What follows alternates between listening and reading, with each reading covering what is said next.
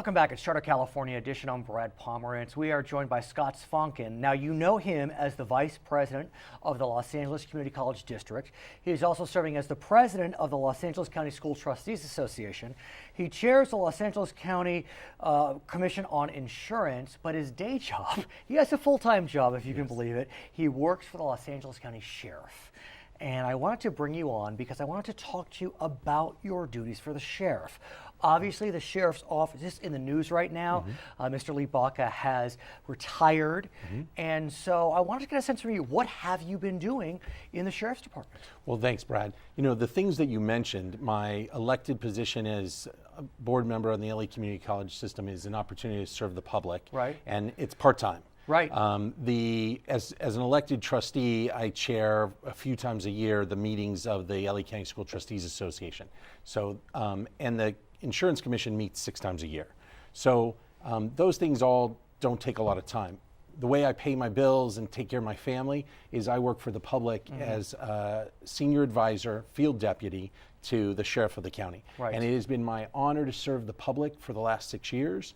And I'm honored for the fact that Sheriff has asked me to stay on through the transition and to help the new sheriff, when elected, help continue to serve the public in LA County. Yeah, and let's just be clear. What's happening is the county has decided, the Board of Supervisors, to appoint an interim, a caretaker, someone who is not going to run for the position.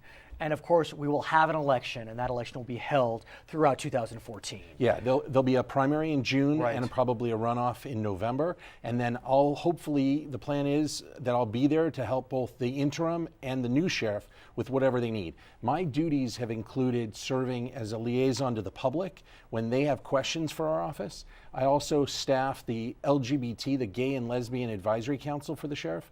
I do outreach to the Jewish community, and I have had the honor of working and making sure that people who want to be judges appointed by the governor are vetted, and recommendations that come from the sheriff's office go to the governor of California. So I spend a great deal of my time working with the community, both also government affairs for the department. Intergovernmental relations is what people consider it. So if city council members have questions for our office, if we're developing legislation to improve the protection of the public as far as legislation that could make the county safer, I have involvement in those, advising the sheriff on those matters. How did you wind up working in this position, in this capacity? You know, I interviewed, I went through a background check. But let's back up. Yes. I mean, we've known each other since childhood. Just a coincidence, we've known each other since childhood. We have. You have been working in politics for some time. Right. So before you joined the sheriff, what were you doing? Well, immediately before, as you know, I was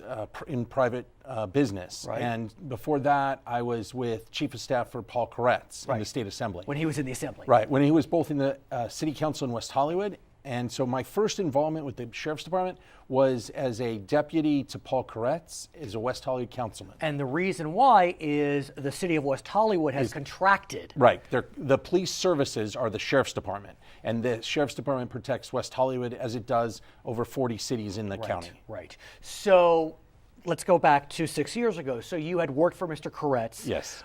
You had worked in politics for some time. And so it's an extensive application process, I'm sure, especially working in law enforcement. Yes. Explain. Well, what happened was that I understood that the person that had the job, I had heard through the grapevine that the person that had the job was someone I knew, and they were leaving. And so I applied, was interviewed by Sheriff Baca.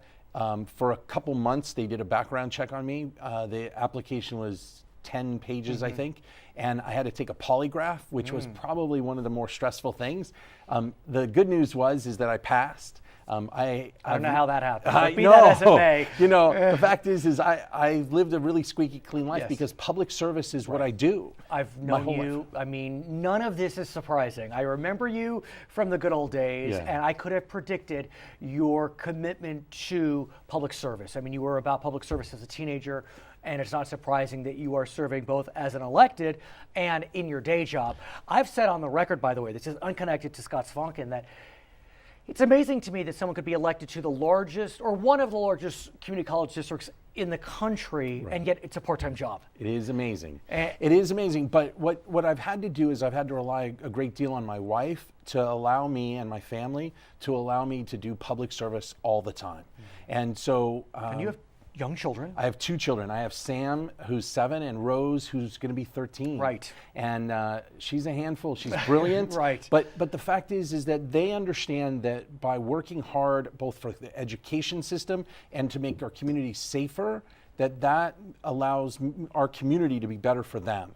And they go with me to events at night. Right. You know, when I have to go present a certificate or speak at an event for the sheriff, sometimes I'll take one of my kids with me, so they understand that public service is what I do. Right. And so it's a great thing. If I may ask, how are you doing? I mean, personally, it's got to be a bit of a challenge.